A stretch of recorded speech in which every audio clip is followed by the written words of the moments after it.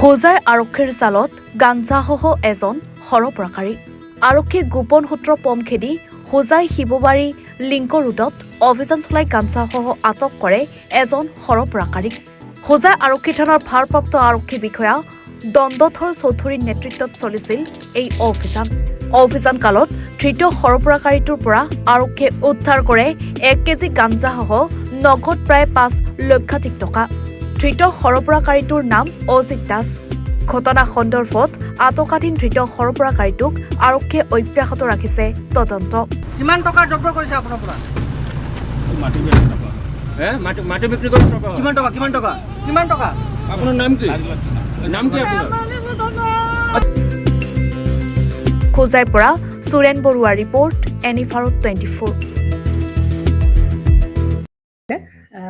জুবিন গাৰ্গৰ গীতসমূহৰ ওপৰত আধাৰিত গানে কি আনে নামৰ এটা সুন্দৰ অনুষ্ঠান আপোনালোকৰ ওচৰলৈ আহি আছে অতি শীঘ্ৰে।